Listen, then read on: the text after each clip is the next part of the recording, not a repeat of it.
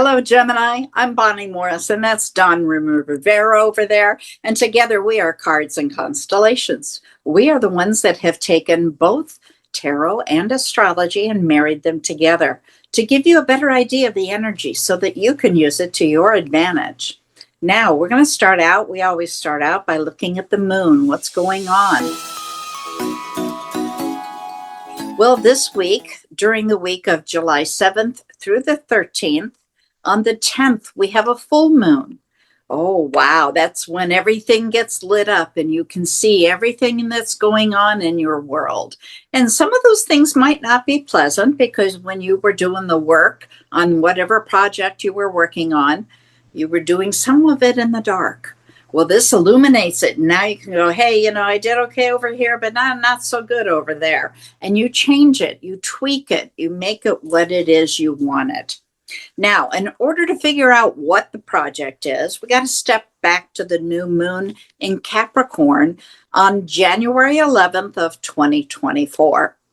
That's when you set the intentions for this project. So check back in your journals, your diaries, Facebook, your calendars, whatever you use to write down your intentions, hopefully. Then on October 10th of 2024, we had the first quarter moon in Capricorn. That's when you were doing all this work on this project. And again, because it was a quarter moon, some of it was in the dark, like I said. But we have the full moon now. You can see it all. And so you can change what's not to your advantage. Now, on April 10th of 2026, we're going to see the last quarter in Capricorn. What does that mean? That's when we start to turn away. We celebrate the success that we've had, and we pivot away and allow it to leave. It's completed. It's on its own. It's like you birthed it. It's gone. And then we wait for the next new moon. Now, the stars are saying, are you feeling some intervention between expanding or playing it safe? You have a sense of emotional restlessness, brave and passionate, or impatient and defensive. It can go either way. You might be feeling like you need some emotional freedom and authenticity in relationships. The difference between being spontaneous versus routine. Like last week, Saturn is in conjunction to Neptune, who is leading, who that depends on your personal chart. And since I was asked if Saturn is more prominent, you can channel your dreams into meaningful, grounded efforts. It depends. You have to look at your chart and see who's leading in yours. I was asked if Saturn is more prominent. You can channel your dreams into meaningful, grounded efforts. You need to look at your charts and see who's leading here. If Neptune is dominant, you may feel overwhelmed by ideals and struggle with clarity. At its best, this conjunction can inspire profound spiritual or creative dedication, especially when it's guided by healthy boundaries. Are you guarding your feelings? Are you feeling in a deep need for emotional security and having some difficult times trusting others? Be cautious. There is behavior that can lead to loneliness. Choice at the beginning of the week. You may find that boundaries are kind of blurred.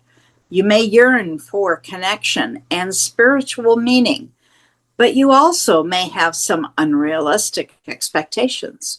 During the full moon on the 10th, we will see ourselves dancing between identity and emotion.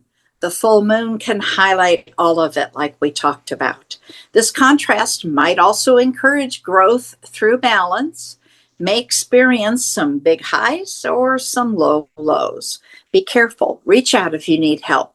Things can be stirred either way. The end of the week, there's a tug of war between your heart and your mind, between thoughtfulness and intelligence fighting their way out. So use it to your advantage. Dawn, what do you have? Let's see what Spirit and Universe has in store for Gemini this week. I was shuffling while you were reading, and I was picking up energies. And yeah, it's interesting. I was picking up some strange energies. Let me start with the bottom of the deck. The bottom of the deck is the overall energy of your environment this week. And it's interesting here. There's this stories to be really revealed. Okay, this is the high priestess, and so the high priestess. If you notice, she has the Torah. She's holding it there, and you see only part of it's revealed, right? And so don't be surprised if this week you're getting revelations. You're going to find out some information that maybe you didn't have. And again, it's information in your environment. So maybe the environment's going to show some information, or it's going to show itself, and maybe there's going to be something that pops up. You're like, you know what? That's been there all this time, and I didn't realize that, or something else. Again, it's going to be something enlightened in the environment and your surrounding that we're going to see if it's going to be a good thing or a bad thing in reference to you. But know that again, something's going to show itself that you probably even have seen, but you're like, I never thought about it because it never came up that way. We have a Queen of Cups here. Thank goodness that's your energy. It's a very positive energy. Not like that Queen of Cups. The Queen of Cups is wonderful because, the Cups energy is about happiness. But, the Queen and the King, they're all about change. And there's been some steady change, some steady progress. And so I think as I look at the energy around you again, which is the thing, is that movement, that shift, that change you've been taking on for a few weeks now, that shift and change is, there's things coming into focus because of the change you're making, that you're saying, oh, I like this, and oh, this is a better thing. So when you see, again, especially the Queen, because she's so patient, the Queens are patient. The King, the Knight, no patience at all. The King, he's like been there, done that, but the Queen is the patient one. So when she comes out, she is this patient energy that's saying, hey, we're moving on to a happier time. Now, we are not there yet. We are not there at the finish line, but we have been slowly migrating. And this is a interpersonal kind of reflection. Don't be surprised if you're doing a lot of interpersonal reflections. You're looking at, why am I doing that? And why do maybe even look at some of the negative things you do. Why do I self-sabotage? Why do I tell myself I can't do something? Why do I tell myself I'm not good enough? Why do I tell myself I'm not, I'm not as productive as whatever it is. This Queen is helping you get this. This Queen is saying, let's get over that. Let's get beyond the self-sabotage. Let's first of all acknowledge we have self-sabotage. Let's make sure we're paying attention to us not having our boundaries or not enforcing them. Maybe we need to start to enforce our boundaries. Maybe we need to start enforcing the self-care and self-love, that comes along with that. So again, that's what she's doing. And it's a slow and steady change, by the way. Again, we talked about, she's not telling you to change overnight. She's just saying, let's migrate to this. And you are doing some of that already. The Wheel of Fortune is like what you got to lose. What you have to lose. If you don't change it, you spin the wheel. If you don't make the changes, you don't institute the changes, if you don't institute some of the growth, if you don't put it to use, then that's on you. So if you spin the wheel, again, if you take that chance, you're going to be happy that you did. But if you just sit there and do it, and you sit there and you go, oh, should I? I don't know. Oh my God, I don't know. Like, I don't know. Oh my God. Well, that's not going to get you anywhere. So we're not sitting here and this is interesting because this is like what I don't know. And again, it's that feeling of what I don't know, and I don't know. And could it hurt me? Can it not hurt me? Remember, the enlightened card in your energy is saying they're going to give us the information. The universe is supplying with us an environment that's going to help us understand. So the last thing we want to do is sit there on the fence and just do nothing. That's not going to work. This to me is very much energy this week for me is the Hangman card. That's what I'm getting here. And and if anything, somebody needs to kick you in the butt and say, wake up, come on, get moving. So again, let's not rest on our laurels. And when you do, look at this, the world cards here. So when you do make a shift, when you do make an effort, when you do put things in the process that, again, bring about the change, and as the universe shows you even more that needs to be revealed, remember, she's sitting behind her is a veil. That veil separates this side and the other side. So much information is ready to be shared with you. All you have to do is say, I'm ready, and then sit there and slowly drink it in. And when you do, you're going to see that it's going to be a good week.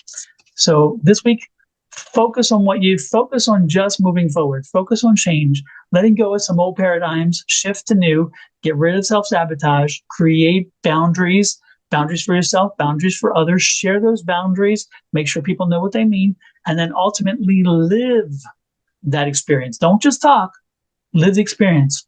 And you're going to see a whole shift for yourself and a healthier shift. I think a really healthier shift for you and for your interpersonal relationships. That's what I got, Ms. Bonnie.